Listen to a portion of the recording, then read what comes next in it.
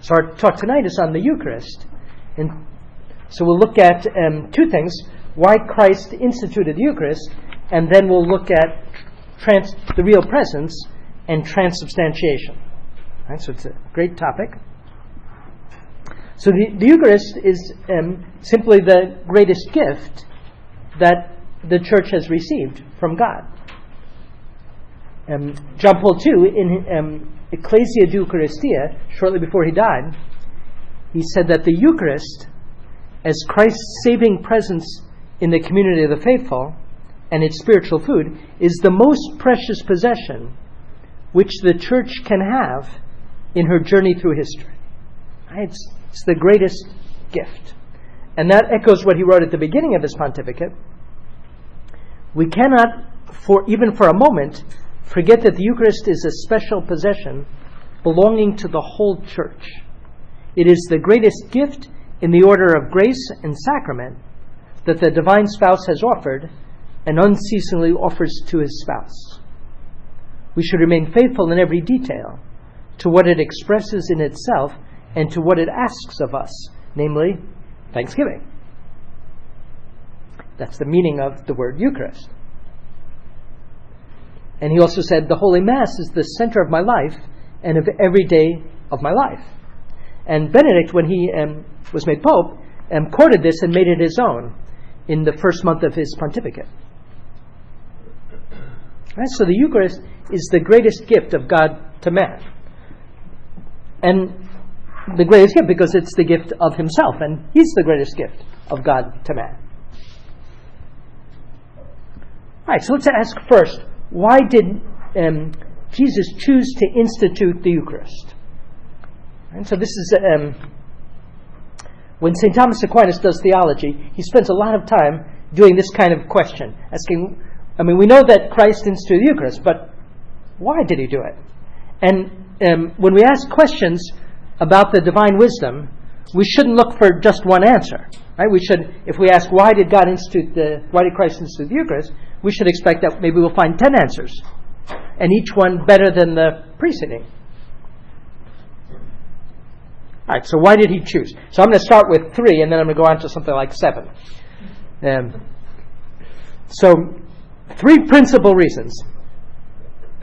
He instituted it the night before he died, and so as anyone about to leave their loved ones would, it's a natural human thing to want to leave something as a memorial when you depart for those who are left behind, for those who are left orphans. And so Jesus wanted to leave something for his church before he left her, and so he left her a memorial that is himself. In other words, so the first reason for the Eucharist is he wanted to leave the church himself when he went away. Now, we can't do that. Right? If we leave, we can't leave ourselves and leave at the same time. But Jesus wanted to do precisely that. He was going to leave 40 days later at his ascension, and he wanted to leave himself present in the church. Obviously, he's present in a different way than the way in which he left. He left physically, and he's present sacramentally, and we'll see what that is later this evening. Secondly, he wanted to leave that gift of himself in such a way that it wouldn't only be something we would have, but it would be something that would be our life and nourish us. So he wanted to leave his presence in the form of spiritual food and drink. So that's the second reason for the Eucharist, to leave himself as our spiritual nourishment so that receiving him, we come to share his life. So in other words, he wanted to give to the church not just his presence in the way that we might be present one to another, but he wanted to give his presence in a way so that he could interiorly become our life. In other words, interiorly nourish us with him so that we get transformed into him. So that's the second reason. And then the third reason is, even each one of these is more difficult for a human being to even conceive.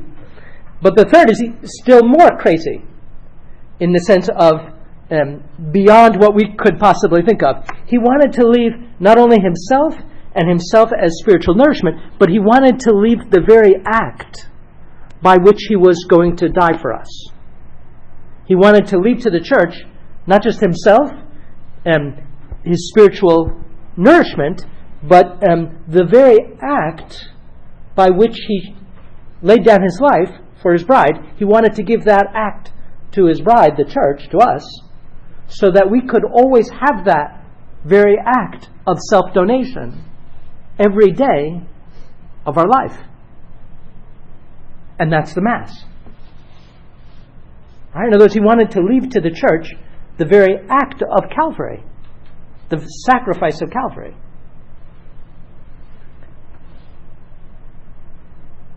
Right, so those are the three great reasons. And we'll look at them one by one. Now, in the sacraments, we've seen that the sacraments are unique in that they are sacred signs that represent something, and they do what they represent. They realize what they represent.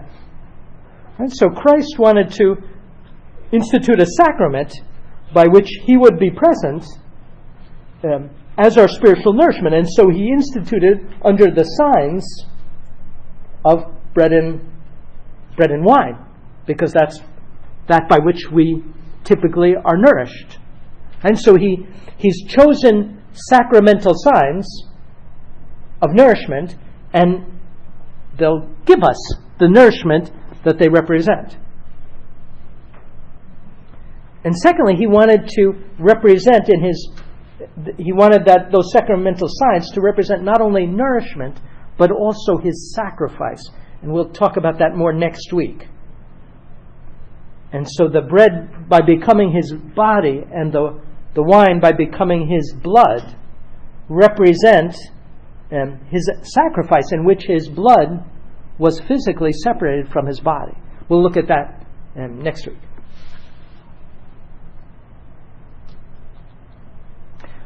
Now, so he's instituted the Eucharist under these sacramental signs of bread and wine. But there's a difference with the Eucharist and other kinds of nourishment. In other kinds, when we eat, when we eat dinner, we take what we eat and we make it into ourselves. Right? So the apple I eat becomes me. But here in the Eucharist, Jesus made it the other way around. He made it so that receiving him into ourselves, what happens? We're gradually, progressively made into him instead of him being made into us. Right? We receive him in the Eucharist not so that he becomes us, but so that we be transformed into him. In other words, we be made more like him day by day through his grace. St. Augustine talks about that in his Confessions. It's a great passage. It was just at the beginning of his conversion, and before he's baptized, and he's thinking about Christ, and he hears, as it were, interiorly, Christ tell him, "I am the food of strong men. Grow, and you shall feed on me." Augustine hasn't yet been baptized, right? So he's not yet spiritually strong. "Grow, and you shall feed on me.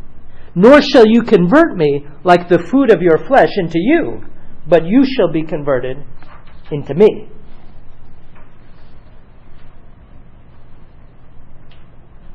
And so, because the Eucharist makes us like unto Christ by giving us his grace, day by day, step by step, another effect, by making us more like Christ, it also, in other words, by giving us a progressive share of his charity, of his love. The Eucharist, precisely by doing that, binds us together, because that his love is the glue of the church. Right? The church is made one by having supernatural love. And so the Eucharist is the means by which he nourishes us in his supernatural love. And therefore, it's what binds us together, the Eucharist. And so the Eucharist is also the sacrament of the unity of the church.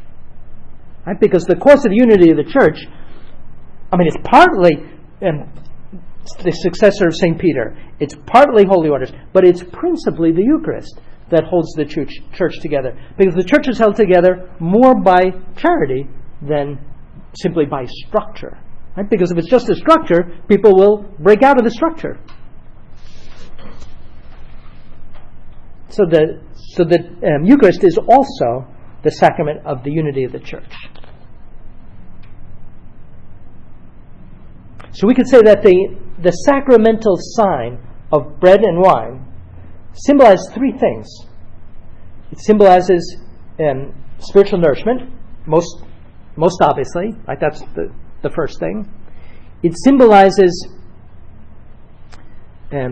union with Christ, because we receive, just as we receive food into ourselves, and it becomes a very intimate union. It becomes us. So the Eucharist symbolizes our being transformed into Him. So it symbolizes union with Christ, and it symbolizes also union with one another. And there's St. Paul brings out the fact that bread is like that. Now, bread comes from many grains that are ground and brought together. And so out of the many grains, there becomes one loaf. And likewise, wine. Out of many grapes, there becomes one drink, one wine. And so likewise, the Eucharist makes it so that we who are many are made supernaturally into one body.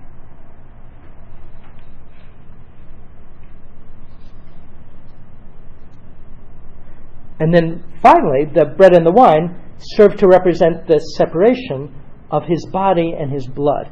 And we'll talk about that next week. Okay, why did Jesus institute the Eucharist at the Last Supper? Right, that's easy. He wanted to institute it the last night of His life so that it would be His last testament for His disciples. Right? The thing that a dying man says to his loved ones is what they most remember. Right? As his last testament. And then secondly, the Last Supper was the night closest to His sacrifice. And so the Eucharist is His sacrifice. It perpetuates, makes present to us His sacrifice of Calvary. So He instituted it as close as He could to His actual sacrifice the next day. And then He instituted on the Last Supper because He wanted it to be a Passover in which He instituted the Eucharist to be the new Passover of the church. All right, so for those three reasons. And to show the continuity between the Old Covenant and the New Covenant. Right? The Passover being transformed into the Eucharist.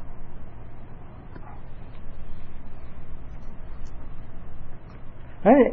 Just as in the Passover there were two fundamental elements. The Jewish Passover was at one and the same time a sacrifice and a communion. And so first it was sacrifice. Every household had to take the Paschal lamb and bring it to the temple court and have it sacrificed. The blood poured out for God, and then the sacrifice be consumed by the whole household that very night. So likewise, the Eucharist is at one and the same time first sacrifice, and then communion, as the Passover was first sacrifice and then a meal of communion. Right? So the Eucharist is likewise those two things. It's just that the Passover, the Jewish Passover, was a figure. And so the Paschal Lamb was a figure of Christ, the true Paschal Lamb, and His true sacrifice on Calvary. And the communion, eating the Passover lamb, was a figure of communion, eating the body of Christ.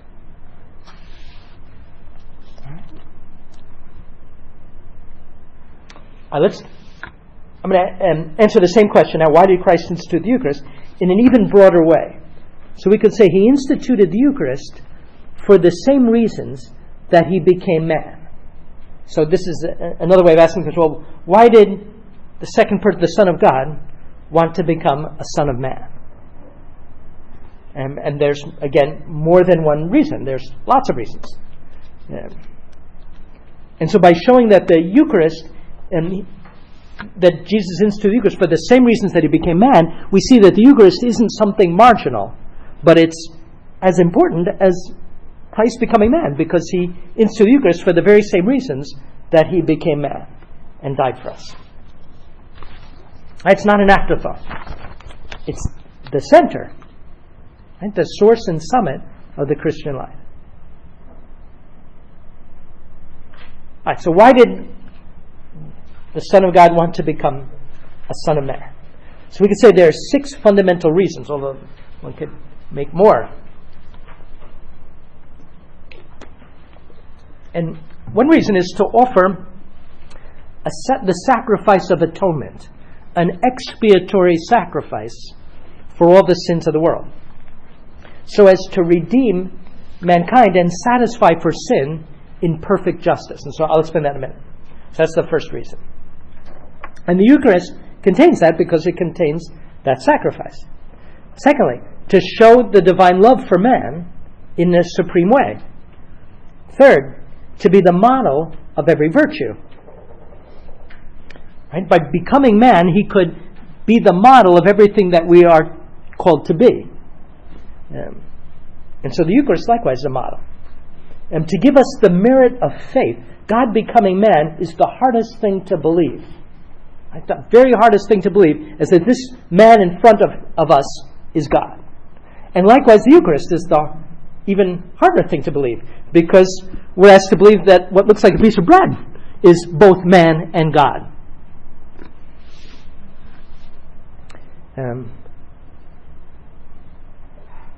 And then he became man to elevate us, to show the dignity that he's giving us by becoming a man for our sake.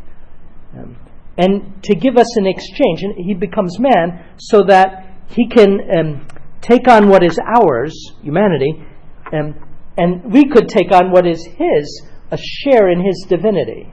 In other words, God became man to divinize us, to give us, that's what sanctifying grace is, a share in his divine life. All right, so we'll look at all these one by one. So let's start with the first. So, the Son of God became man in order to offer an expiatory sacrifice, the sacrifice of atonement that would satisfy for sin in perfect justice. And this, to earlier ages, this may have seemed obvious. When there's a sin, there needs to be a reparation. But in modern times, I think it's not obvious to a lot of people. I was talking about this last week, and the hands go up, and isn't that an outmoded thought? Isn't that sort of thinking that God is somehow wanting vengeance for sin?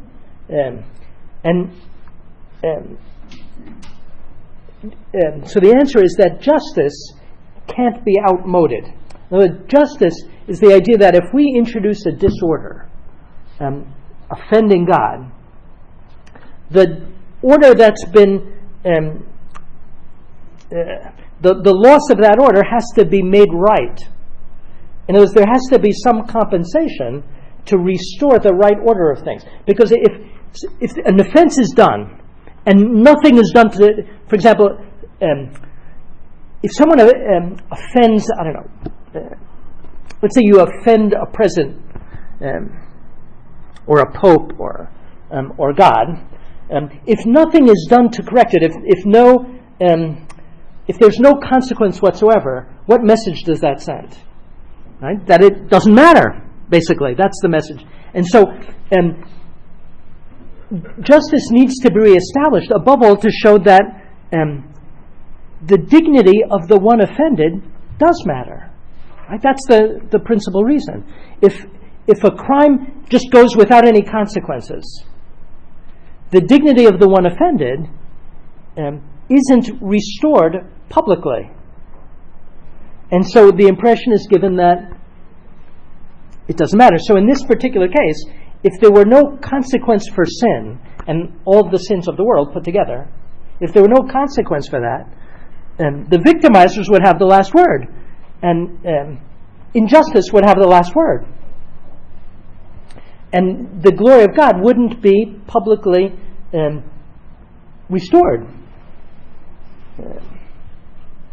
And so, but the problem is we can't restore it. Right? And the reason why we can't restore it is because when you offend someone who has a higher dignity, like God, but even a president or a pope, the problem is the gravity of the offense comes from the dignity of the person who is offended. So if I offend an infinite person, like God, that offense has an infinite aspect to it. And it's all the graver because if that person not only is infinite in dignity, but everything that I've ever received and every good that I have is a free gift from Him. And so there's the element of an infinite ingratitude. But then the problem is, if in restoring, in making reparation, it's the opposite. The value of the reparation comes from the dignity of the person making reparation. And so, since by sin we've lost the dignity of being His sons, Adam and Eve lost that, and each of us loses it if we sin mortally. Having lost that dignity of being His sons, there's nothing we can offer that would have a sufficient value to atone even for my own sins, let alone the sins of all the world. But if God becomes man, if the Son of God becomes man to restore, as it were, the glory of His Father by making reparation for the sins of the world, He could offer something that has more value than sin has negative value. So this is a fundamental reason why the Son of God became man. So as man, He could offer a sacrifice which would be more positive than all sin is negative. Right? That would be more pleasing than all sin is displeasing to God and offensive. And what He would offer would be His own life, which as God made man, as the Son of God, would have infinite value. And He would offer it with the charity of God and man, which would also have infinite value. So He would offer an infinite value, His own life, out of a measureless love. And that would be more pleasing than all sin is displeasing. And thus it would atone for sin in perfect justice. And He would do it for us who couldn't do it for ourselves. And thus by doing it, He would also do the next reason why God became man, and that's to manifest, in a way that nothing else could, the divine love for man. What could more manifest the divine love for man than that the Son of God becomes a man so that He can lay down His life for men who couldn't atone for their own sins? In other words, to become man, to lay down His life for all those who have offended His Father. In other words, who have offended God through sin. And so the Incarnation reveals the divine love in a way that nothing else could. Right? So that's a reason for the Incarnation. But that's equally a reason for the Eucharist. Because the Eucharist is precisely the very sacrifice by which He lays down His life for us, made present on the altar every day in every church. Right? So the Eucharist is its reason for existing is the very same reason for which He became man, so as to offer a sacrifice for us. And that very sacrifice is what most reveals the love of God for each one of us. And so the Eucharist contains those two reasons. And then another reason for which the Son of God became a Son of Man is by being simply...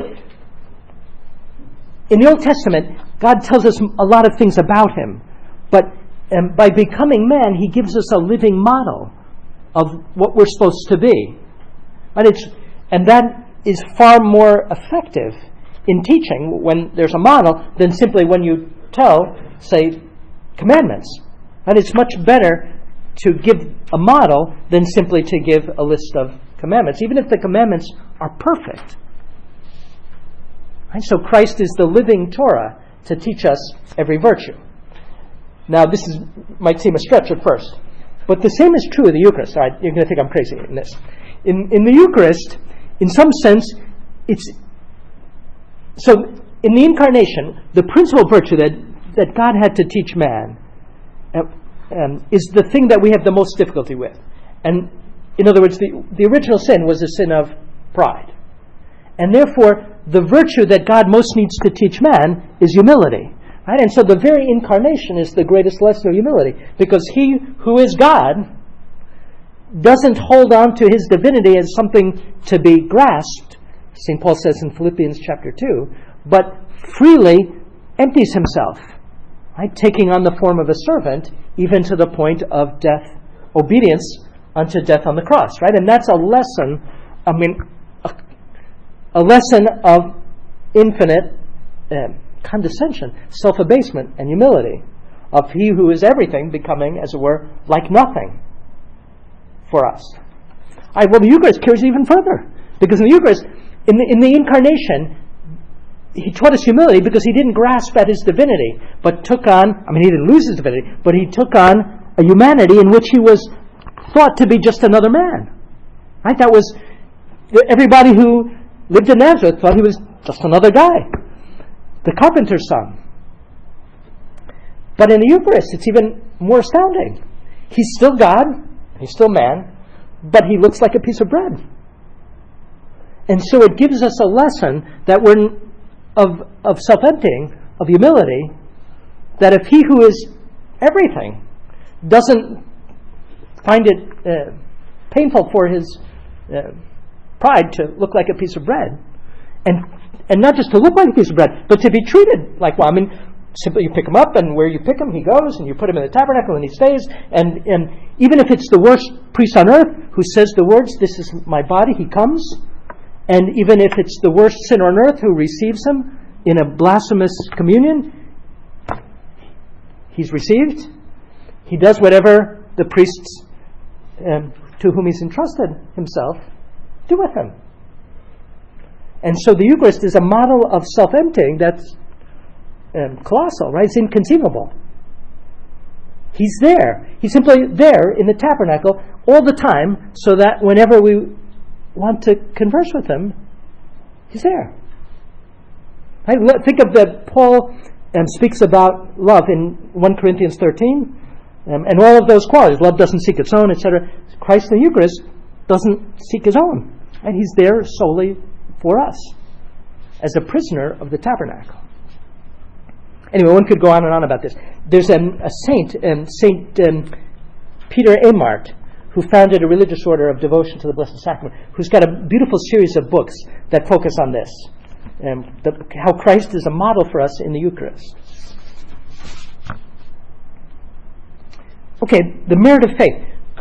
Another reason why God became man is to strengthen faith, but also to strengthen the merit of faith by asking us to believe the most difficult thing, right? That God has become a man, and even to the point of dying on the cross.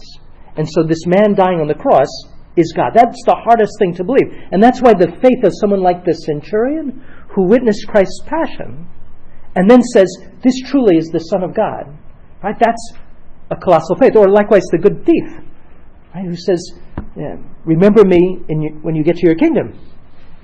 Well, if it's heroic to believe when all we see is Christ's humanity suffering, say, on the cross, it's still more heroic to believe when all we see is what looks like a piece of bread or a glass of wine. And so the Eucharist, in some sense, carries even further the merit of faith. And that's why the Eucharist is the great sacrament of faith. St. Thomas Aquinas expressed this beautifully in his hymn, Adoro te devote, one of the most beautiful Eucharistic hymns, which says, "Seeing, touching, tasting, all are here deceived, but by hearing only, safely it is believed. I believe whatever God's own Son averred, nothing can be truer than God's very word." Right? In the Eucharist, Our sight is deceived. Our touch is deceived, right? It feels like bread. Our taste is deceived. It tastes like bread and wine, etc. But hearing alone is not deceived, because hearing hears the words, "This is my body. This is the chalice of my blood." Okay, finally, the Eucharist, Christ became man to reveal to man his dignity. Right? Because basically what happens in every sin is like what happened with Esau and Jacob. Esau sold his birthright for a plate of lentils. Right? It's a bad trade. And we do that in every mortal sin, basically, right? Every mortal sin, we sell our birthright as sons of God, sons and daughters of God, for what in effect is a plate of lentils. Right? Here for a second and then gone. And so the incarnation shows to man exactly the opposite. In other words, reveals to him his birthright. Not a birthright by the fact of human nature, but our birthright through God's own grace, that he wants to make us his sons and daughters and bring us to share in his own life. And so the Eucharist, the Incarnation realized that. He's become, nothing shows us our dignity so much as the fact that God became a man. Right? He became a man so as to give us a share of his divine life. Pope Leo the Great has a magnificent line in a sermon that he gave on Christmas. It's in the Divine Office, I think for Christmas. Realize, O Christian, your dignity. Once having been made a partaker in the divine nature through baptism, through sanctifying grace, do not return to your former baseness by a life unworthy. Remember whose head it is and whose body of which you are a member. And Vatican II spoke about that in Gaudium et Spes 22, the text that John Paul II quoted perhaps more than any other. Only in the mystery of the incarnate Word does the mystery of man take on light. In other words, we only understand really who we are and what we're called to through the Incarnation, through God having become man. Well, the same thing is true of the Eucharist. Right? Because if in the Incarnation Christ has shown us our dignity by uniting himself with, in some sense, every human reality. In other words, by taking on human life and all its aspects, he gave to all of those aspects a dignity that is divine. So think of this. By becoming man, he became a fetus. And therefore he gave to life in the womb an infinite dignity. The Son of Man didn't disdain to become a zygote and an embryo and to be carried utterly dependent on his mother for 9 months. And so he gave to every baby in the womb, right, a share in his dignity. And then the same thing goes for birth and infancy and dependence and family life and play and work and suffering and we could go on and on. All of those things that he took on, right, he gave them an infinite dignity. Well, the same thing is true in the Eucharist, because in the Eucharist he gives himself to each one of us, and so shows us that we're worthy of receiving a gift that is God. Right? That's what every communion is, showing us that he thinks us worthy that he give us himself. And then practically the same idea is the divinization of man. So God became man to work a kind of interchange. This is an idea that the fathers of the church love to talk about. And this is where we get, for those who study theology, sometimes you hear the word the economy. The Greek fathers love to talk about the economy, the divine economy. And it's like a trade. And the idea would be that God, the Son of God,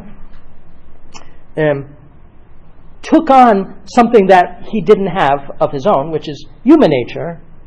So the Son of God became a Son of Man, so that we, sons and daughters of men, could become sons and daughters of God. And that's the divine interchange. He took on what is ours so that we could take on what is His. Right? So that's the reason for the incarnation. God has become man so as to make men shares in the divine nature and in the divine life. Well, that's what the Eucharist realizes. Right? The Eucharist realizes precisely that. Because in receiving Christ in the Eucharist, we're progressively, we said at the beginning, made like unto Him. Right? Differently than when we eat other kinds of food, which we make that food like unto us. Right? When we eat an apple, we increase the dignity of the apple because we turn what is just an irrational plant into a human body. And so that's a plus for the apple. But right, it really is. And likewise for whatever else we eat. For the chicken, or it's better for the chicken to become part of a man. Chickens may not like this comparison, but in the Eucharist it's the opposite, right? We don't take that and bring it into our dignity, but what we receive is what turns us into a sharing in His life and His dignity. So the Eucharist is the means to realize what is the purpose of the incarnation, to give us a share in His divine life. And so the Eucharist does all of these things together. And what's so marvelous, and that's a sign of wisdom. Wisdom is when in one thing, say doing one thing, right? We say to kill 2 birds with 1 stone.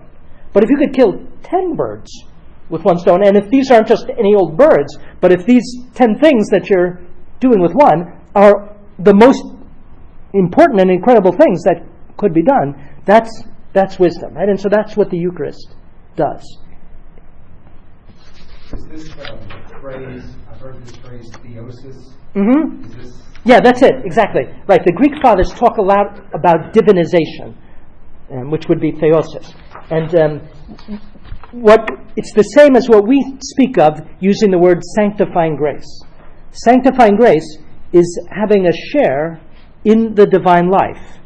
And the key biblical text is the second letter of Peter, chapter 1, verse 4, that speaks of God's great promises of making us partakers of the divine nature. Right? That's sanctifying grace. Right? That's theosis, or divinization. Right? And baptism starts it. And then all the sacraments increase it, each in their own way. And the Eucharist is that which most, it's the sacrament designed to nourish that divinization. Because it's not an all or nothing thing. Right? Grace is very much a step-by-step thing. At the beginning it's an all or nothing. Either you have it or you don't at the beginning. That's justification. But then the whole of the Christian life is to grow in that. And we grow in it little by little. And that's why fittingly there's a sacrament that nourishes us with that grace if we choose day by day or week by week.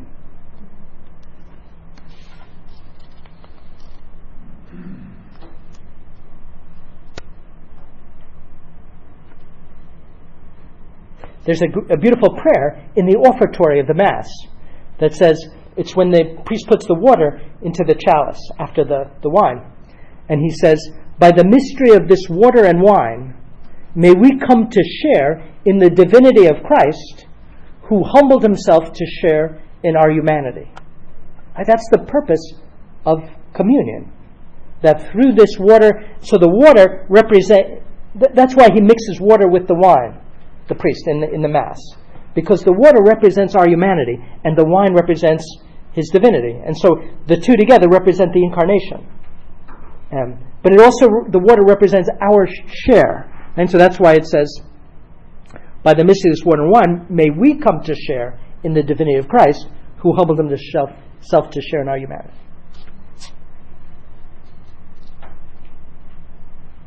Now this divinization it's essentially, we're made progressively like unto God, above all in what God does. What God does is to know and to love.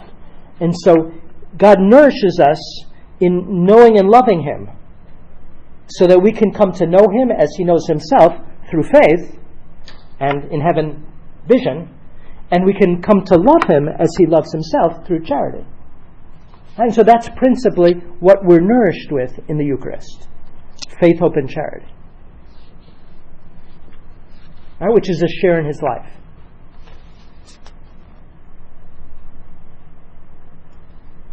And then another way of saying the same thing, that this union that God wants to bring about between Himself and us, it's not it never will be. Sometimes it sounds, the fathers of the church say it in a strong way. God becomes man so as to make man God. Sometimes the fathers actually say it just like that. But we have to rightly interpret that. That divinization or theosis is not that we simply become God the Father, obviously not, but that we be made like unto Him, with the likeness of being made able to love Him as He loves us, and thus to love Him with the filial love that the Son loves the Father. That's the idea. And so this union isn't a union of identity. We're not made in simply identity with God, simply speaking. It's the unity of spousal union. In other words, the model of this union is the model of, it's a nuptial union, in which, because what's so beautiful about spousal union is that the spouses remain who they are. Right? They don't, and it's the very complementarity that's beautiful. And so likewise here, we don't stop being creatures when we're divinized, but we're made brides. And so we're brought into a union that's spousal. Well, the Eucharist is precisely the nuptial feast. Right? And this is more evident now in the new translation of the Mass, when just before communion, that we're invited to partake of the banquet of the Lamb, as it were. And the book of Revelation is all about and so many of Jesus' parables are about a nuptial banquet. Right? Well, the Eucharist is precisely on this side of heaven, the realization of that nuptial banquet. Right? Because we receive the bridegroom into ourselves.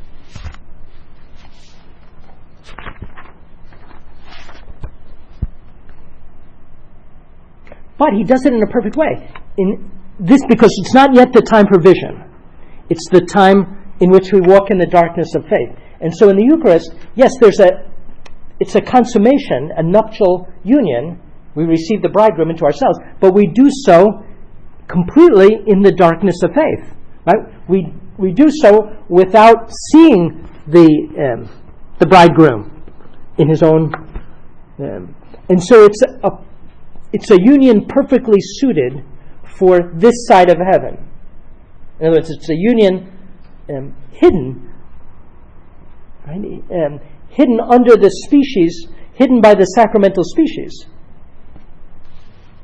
In heaven, the nuptial feast will be face to face, right? Unveiled. Okay, let's look at the real presence now and transubstantiation.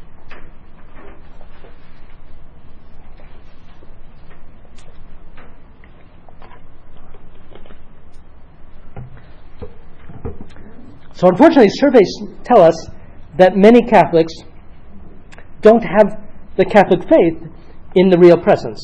Right? And there have been disastrous surveys, particularly the Gallup poll of 1992, that showed only about 30% of Catholics choosing the right answer out of 4 different possibilities, one of which was the Catholic position, and the other 3 were Protestant positions that got condemned in the Council of Trent. We'll look at them in a minute. And so obviously this is a matter of great concern and importance. But at the same time, it's understandable that many disbelieve, precisely because what we said before. The Eucharist is the sacrament of faith.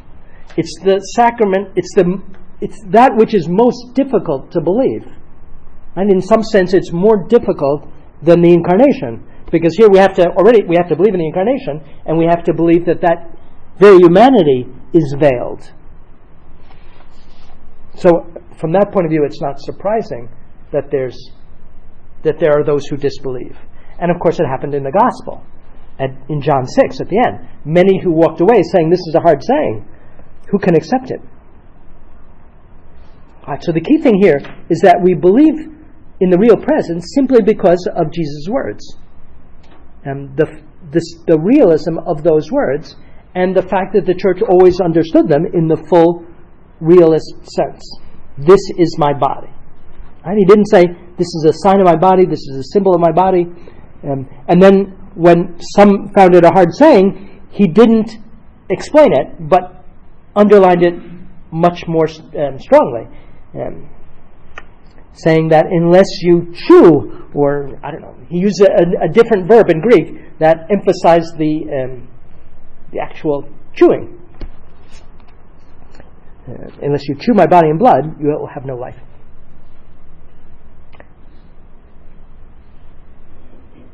And then Paul, in First Letter to Corinthians chapter 11, heightens still more the realism by saying that if someone receives unworthily, they've profaned the body and blood of the Lord. Okay, let's start by looking at the Catechism. The Catechism in 1374 states the doctrine of the real presence. In the most blessed sacrament of the Eucharist, the body and blood together with the soul and divinity of our Lord Jesus Christ, and therefore the whole Christ, and the whole Christ, body, blood, soul, and divinity, is truly, really, and substantially contained. And the reason why it has those three is because somebody might say, well, it's truly contained, but truly as in a sign or symbol. And that's why then truly, really, but still somebody can say, well, it's really contained, but just a sign or symbol. No, substantially. Well, that can't be a sign or symbol. Right, so that's the last of the three is actually the most important. Not just the real presence, but the substantial presence. I'll explain in a minute.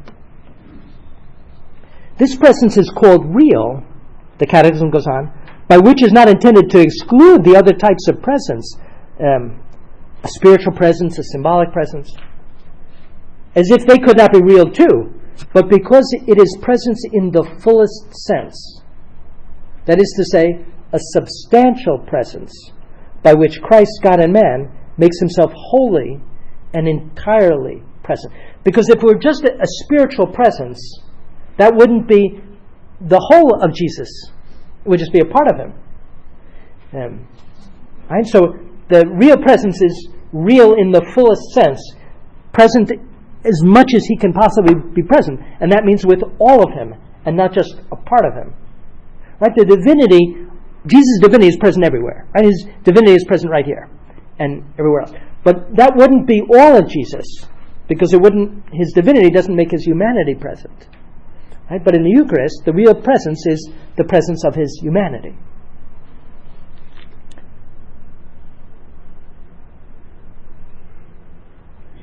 And so by substantial presence, we mean his whole substance. And in a human being, the whole substance of a human being is our body and our soul. Right? That's our whole substance. Because human nature is made up of those two substantial parts, body and soul. So by saying that the real presence is a substantial presence, we're saying it's the presence of Jesus in his body and his soul. But since he's God, it's the presence of Jesus in his body and soul, and also his divinity. But his divinity is present here too. But in the Eucharist, it's above all his humanity is present. That's what's not present everywhere. Right? That's what left this world on Ascension Thursday.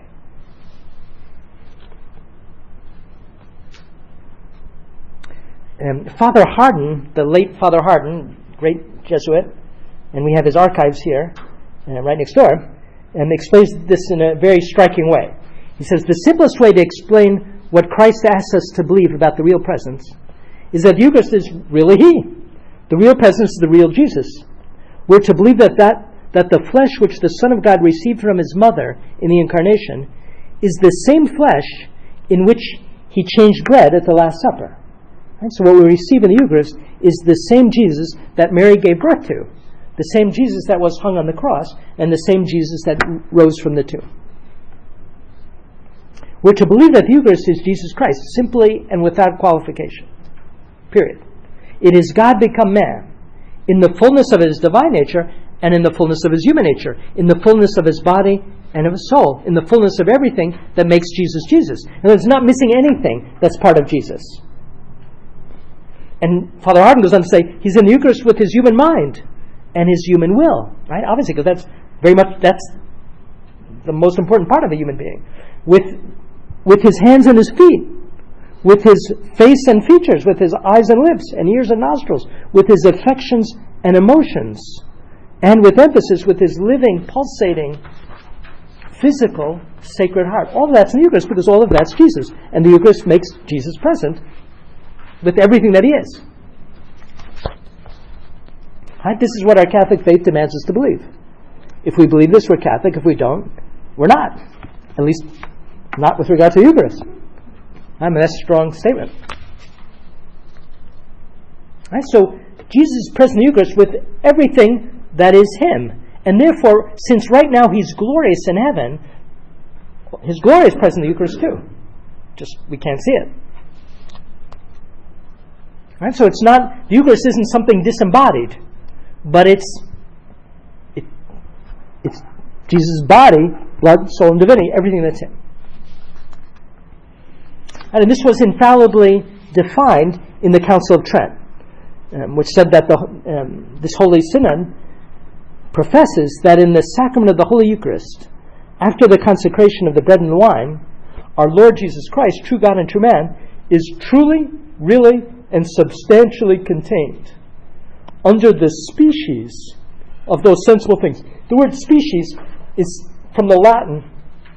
It means simply the appearances. So whenever you see the species of bread or the species of wine, it means simply the appearances of bread and wine.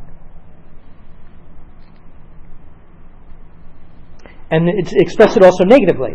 If anyone denies that the body and blood, together with the soul and divinity of our Lord Jesus Christ, and therefore the whole Christ is truly, really, and substantially contained in the sacrament of the Eucharist, but says that he's present in the sacrament only as in a sign or figure, or by his power, let him be anathema. And that was, some of the Protestants said that. In the sign or figure, that was Zwingli, or by his power, that was John Calvin. And that's too little. That's true, obviously. It's still a sign, and it's also his power, but it's his body, blood, soul, and divinity. All right, how does it come to happen?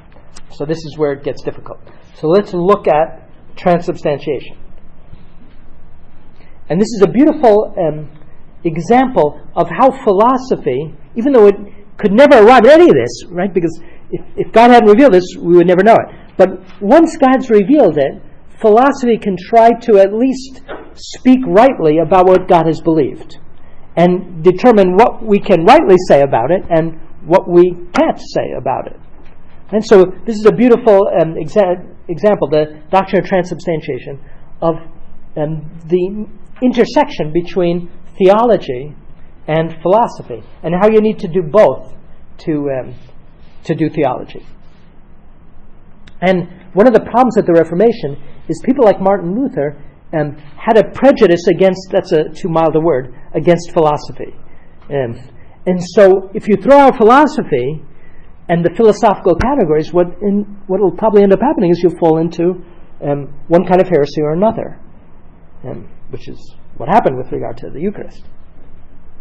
All right, so we need some philosophy, but I'm going to try and keep it, since we don't have much time, as close to common sense as possible. But I have to throw in two technical terms, substance and accidents. Good luck.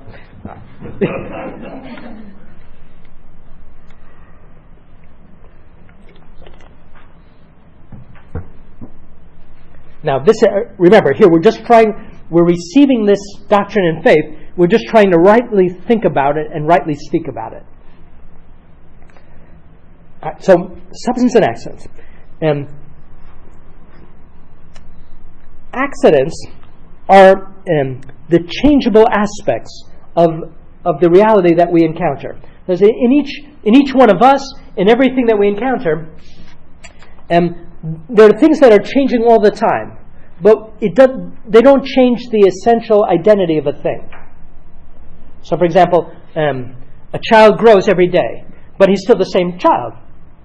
His identity, I mean, he's the same human being, and he's the same whatever job. But he's bigger, fatter, smarter, taller, etc. And so we call those things that change without changing the fundamental identity of a thing accidents, or we could simply here call them appearances. And they're what our senses directly perceive. Our senses grasp those changeable aspects of things, the accidents. For example, color, size, smell, sound, etc. Our senses don't get to what a thing is. That's our mind, our intellect, that grasps what a thing is. In other words, in each reality that we encounter, our senses grasp what's on the surface, the appearances. But our mind grasps, well, that's a human being. And so we refer to that second as substance. Right? That's our mind grasps the substance of things, human being, bread, wine, wood, etc. But the senses grasp brown, blue, white, 6 feet, etc. Our senses grasp the appearances, but our intellect grasps the substance of things. Right? And that substance underlies, we could say, the accidents or appearances. And that's what the word substance means. It comes from Latin, to stand under. Right? So a substance stands under the appearances. Right? It's what a thing is. Right? And so the appearances can change and the substance remain the same. That's why I can take a piece of bread and coat it white, and it's still the same substance, but its accents have changed from, say, brown to white or whatever. Right? So the substance is the inner identity of a thing, what it is. And the accidents are those changeable aspects of it that we sense. Okay? Now when Jesus says, this, holding up first what was a piece of bread, this is my body. What we have to hold is that the this referred to the substance that was there first, and then that substance becoming another substance, Jesus Christ's body. But the problem is, or the difficulty is, that the appearances remained exactly the same before and after. Right? So Jesus' statement, those 4 words, this is my body, that only makes sense if we think that there's a change of the substance, the what it is, but not a change in the appearances, how it looks, how it tastes, how it feels. Right? So we're not, foisting some kind of alien philosophy. It's the only way that common sense can make sense of those 4 words, this is my body. This substance was bread, is now my body. But clearly the accidents, the appearances, remain those of bread and of wine. And so that's simply the doctrine of the church. That the substance of what was there first, bread, becomes the substance of Christ's body. But the appearances of bread remain. And likewise, the substance of wine gets converted into Christ's blood. But the appearances or accidents of wine remain. And all of the appearances of wine and bread remain. And that means even those accidents such as nutritional power, they remain too, because that too is an accident. So the bread, even though it's no longer bread, the appearances of bread not only have the appearances to affect our eyes, but also the appearances to nourish our body. And likewise the wine, part of those accidents is the power to inebriate. And so even though the wine is converted into the blood of Christ, the appearances of wine remain, the accidents of wine remain, and among those accidents is inebriating power. And so that too remains. And thus, there's nothing that one could observe, say under a microscope or any kind of scientific analysis, that would show the change of substance. Because everything you can observe empirically by the means of empirical science is what? Accident and not substance.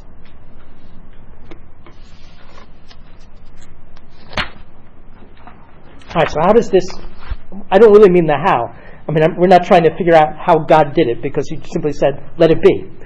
But what exactly is happening? That's what we're asking. And so what happens is simply Christ becomes present in the Eucharist through the conversion of the substance of bread into the substance of Christ's body. And he becomes present under the appearance of wine through the conversion of the substance of wine into Christ's blood. Right, so it's a conversion, a change of one substance into another substance. It's just that in this is obviously a totally unique thing, because here one whole substance is being changed into another whole substance, but that other whole substance already exists. Christ already exists in heaven. So something here and now is being changed into someone who already exists in heaven. In other words, what's under the Christ isn't changed by transubstantiation. What is changed? The bread and the wine are changed. They're changed into him. He remains the same. But because the accidents, the appearances of the bread and wine are here on our altar, in our tabernacle, Christ becomes present here on our altars and in our tabernacles. In other words, it's really important that something remained here. The appearances of the bread and wine, because that's what localizes Christ here. He's now under those appearances of the bread and wine in the same way that previously the bread and the wine, the substance of the bread and wine, was under those appearances. Right? So before consecration, say during the offertory, when the deacon puts the things on the altar, right, there you had the appearances of bread and wine, and under the appearance of bread and wine you had the substance of bread and wine. After the words of consecration, that substance is converted into Christ who's in heaven, but now Christ is present under those appearances in the same way that previously the bread and the wine, the substance of bread and wine, was present under those appearances. So you can say, maybe you should put it this way, that you should never call the consecrated bread. Right. The problem is it's hard for us to avoid it. Should never call That's right. the consecrated wine simply precious blood. Right. We can call it the species of wine or the appearances of wine, appearances of bread. That's what the word species means. That's right. Okay. Now, St. Thomas. So let's ask a question then. After the words of consecration, "This is my body," is there still bread on the altar? Right, this is another way of saying the same thing. Answer? No. There's no more bread on the altar. There's the appearance of bread, but there's no bread. And likewise, after the words, "This is the chalice of my blood," there's no more wine on the altar. There's the appearances of wine, but there's no more wine. Because it got converted into Christ. And it got totally converted into Christ. The whole substance of that bread got converted to the whole substance of Christ. And the whole substance of the wine into the whole substance of Christ's blood. It's gone. That's right. But the appearances remain. Where? All right, and so now this is where Luther made a heresy or an error. He thought that the bread remains, but Christ comes into it. So Martin Luther, to his credit, very strongly held on to a real presence. And he rightly condemned others, like Zwingli and Calvin, for denying it. But the problem was, he denied transubstantiation, Martin Luther. He denied this conversion that we just spoke about. And said, no, the bread continues, but Christ comes. But that's not what we're saying. It's not that the bread continues and Christ comes. That would actually involve an impossibility. God is God, and he can do anything that can be done. But a contradiction isn't something that can be done, because it goes it's the nature of being to either be or not be. But even God can't make something be and not be in the same way at the same time. And so God, in His miracles, doesn't bring about contradictions. But He brings about things that we can't do, but He can do. But they're not contradictory. It's not contradictory for bread to be made into Christ, even though the accidents remain, because the accidents are one thing and the substance is another thing. Right? It's not a contradiction. For the substance to be changed and the accidents or appearances to remain, because they're two separate things, two separate aspects. But what would be contradictory is if, say, a body... I'm going to get myself in trouble by this. Maybe I'll save this for later. So we don't want to think of it... We can't help but represent it as Christ coming down. But in reality, it's better to think of it the other way around. That it's the bread being converted into Christ who's in heaven. But since the accidents are here, He's now present under them without having left heaven. So in the Eucharist, it's not as if Christ is simply locally moving. St. Thomas explains it with this kind of analogy. He says, if something begins to be where it previously wasn't, there are two possibilities. You either take it from some other place. Suppose there's a fire begins to be in here. There are two possibilities. We could go upstairs and get a fire from, Monsignor Pinn's fireplace and bring it down here, bring a burning log down here. That would be one way. That would be by way of local movement. Or we could take a match and light a fire here, so that converting some wood into a fire. And so of those two choices, in transubstantiation, it's the second, not the first. Because if we were to go up and take Christ by local movement from heaven to here, first of all, He'd have to pass through all the intermediate spaces, and He doesn't do that. And if He did that, He would leave the one place to come into this place, and He wouldn't be able to be in all the places in which the Eucharist is present, millions and millions of places all at once. So it's not by Him moving. It's the opposite. It's like the match that now becomes fire. He's become present by turning something else, bread, into Him. Transubstantiation. I don't know if that helps. I had to think about that a lot. St. Thomas uses that to explain. And Luther is really saying the opposite. He's saying it's kind of like local motion, that where Christ is becoming present, but it's still bread. It's not the bread becoming Him. It's that Him coming into the bread. And that's not right. It's the bread becoming Him. And that's how the councils, centuries before Luther, had defined it.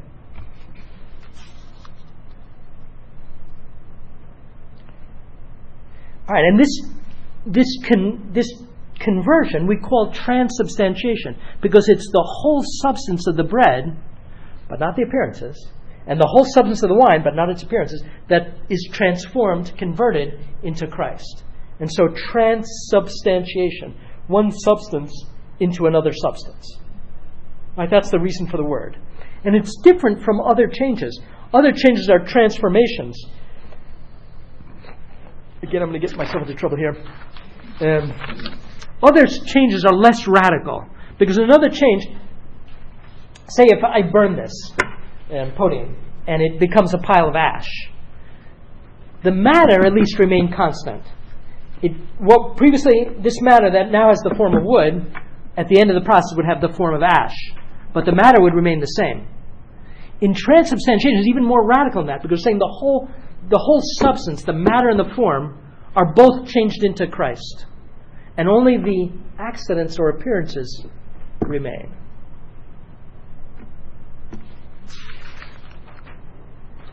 Now, because the whole substance of the bread and the wine had become Christ, we said Christ is now present, here's the key point, under the appearances of the bread and the wine, in the same way, we said, that the substance of bread and wine was present earlier. Well, this has a very important consequence, because in a piece of bread, under any part of, say, the appearances of the bread, you've got the same substance of bread, right?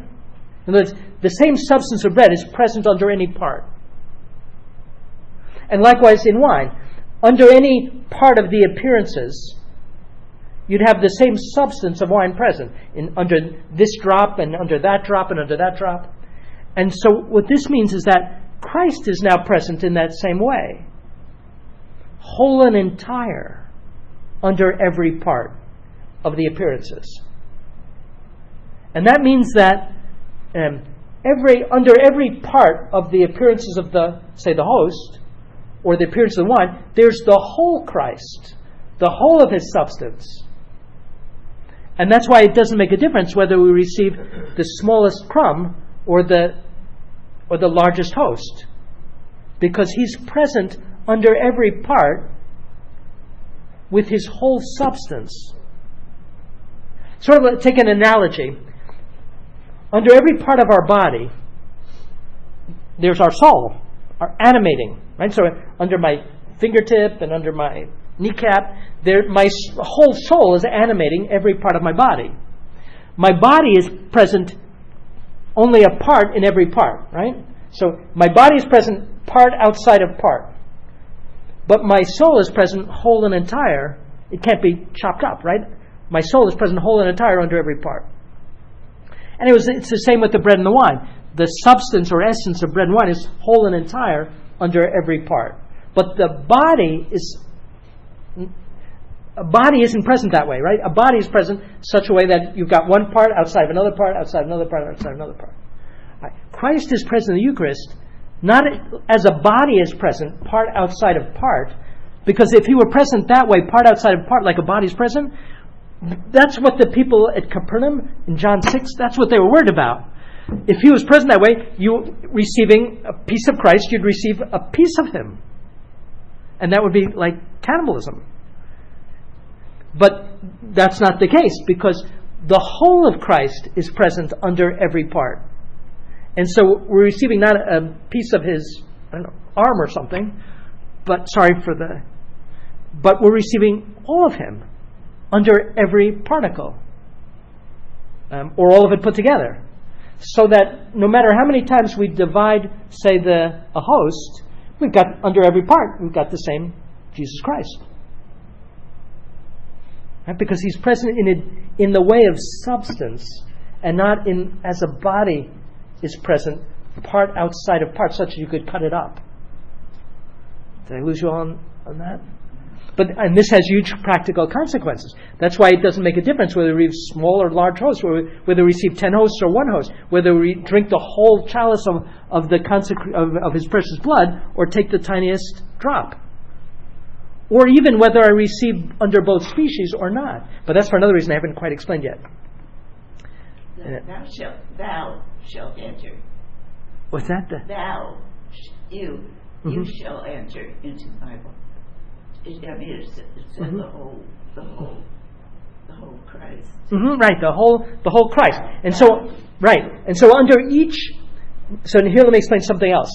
Another mystery of, even though the words of consecration directly convert the bread into the body, and the words that are said over the chalice convert the wine into his blood, in reality, that body can't stand alone. Now, it could once. On Calvary, the body and the blood were physically separated. But now, after his resurrection, they're rejoined, never to be separated again. Because at his death, his blood got separated from his body. That was his sacrificial immolation. Like the Paschal Lamb. In the sacrifice of the Paschal Lamb, what the priest would do is pour out all the blood, right? The blood being for God. And so likewise on the cross, Christ's blood got physically separated.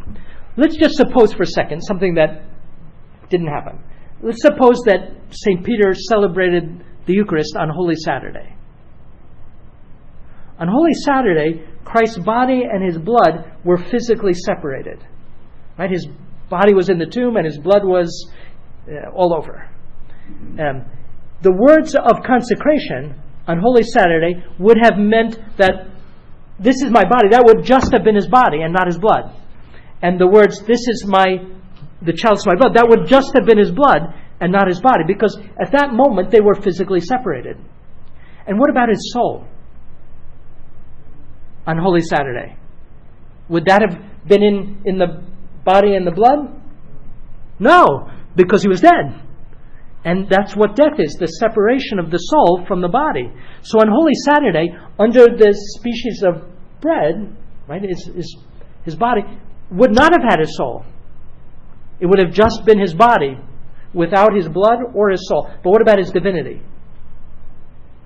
Yes, because that was the body of God. Right? And likewise with the precious blood. It would have been his blood and his divinity, but not his body and his soul. But now, once he's risen on Easter Sunday, everything got put back together. Right? That's what his resurrection is. That his body got put back, his blood got put back into his body, and his soul rejoined to that body with his blood flowing in it. And so now, we can't separate, in reality, his body and his blood anymore. So that's why when we receive under one species or under the other species, we're receiving the whole Christ, body, blood, soul, and divinity, whether it's the precious blood or his body. The rest goes along by accompaniment. Right? The blood accompanies his body, and his soul and his divinity accompany that body. And likewise, his body accompanies his blood. So why are they consecrated separately? We'll do that next week. That's to sacramentally represent his sacrifice.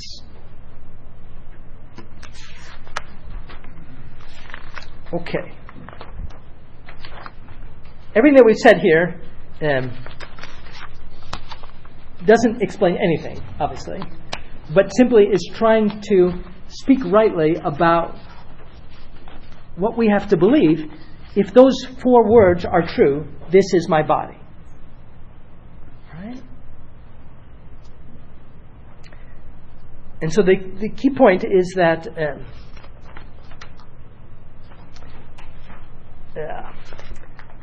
Christ is present in the Eucharist in a way that he could devise,